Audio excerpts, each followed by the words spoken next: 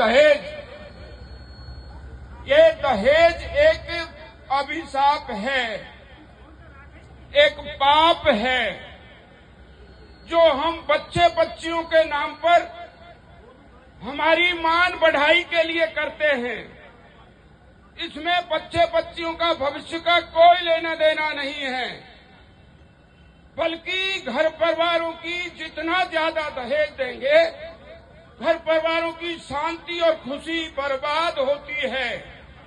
जब हम अपनी बच्ची को लाखों रुपए देते हैं, करोड़ों देते हैं, तो उस बच्ची को ये संदेश देते हैं कि बेटा किसी से दब के रहने की जरूरत नहीं है, तुझे मैंने सारा इंतजाम कर दिया है। तो वो क्यों तो सास ससुर की इज्जत करेगी, क्यों जेठ जिठानी की इज्जत करेगी, क्यों देवरानी के साथ प्रेम से रहेगी। तो ये जो घरों में आज वातावरण बन रहा है, इसके लिए दहेज जिम्मेदार है। यदि आप लोग समझना चाहें तो इसके लिए हमने कैमरी में समाज सुधार का एक बहुत बड़ा वहां पर आयोजन था। उस दिन मैंने एक बात कही थी कि दहेज को शायद हम रोकने में समय लगेगा, लेकिन एक दहेज की वजह से जो कंपटीशन है समाज में कि फला बटनिया ने 31 लाख दे दिए तो मेरे घर में चाहे मुंह से दाने कर रहे हैं, लेकिन मुझे बटनिया को पीटने के लिए 41 लाख देने हैं।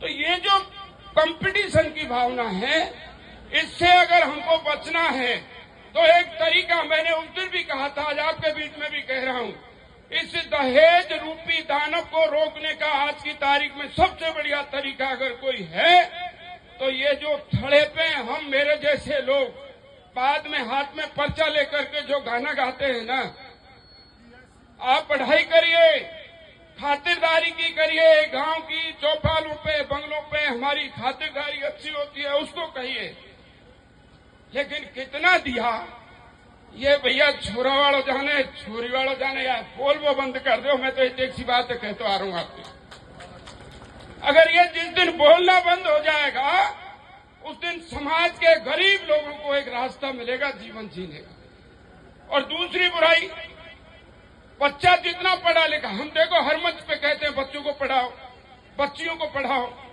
तो उसका नतीजा क्या आ रहा है? डॉक्टर, तो डॉक्टर को और ज्यादा रुपया, इंजीनियर और ज्यादा रुपया, कोई तहसीलदार बन गया तो और ज्यादा रुपया। तो क्या हम बच्चों को पढ़ाई इसलिए करा रहे हैं कि उनको ज्यादा दहेज मिले? और बच्चियां भी पढ़ी लिखी हैं, बच्ची मास्टरनी, इंजीनियर, डॉक्टर, और फिर भी बाप करोड़ों रुपए दहेज दे रहा है। तो ये क्या है? हम कहां जा रहे हैं?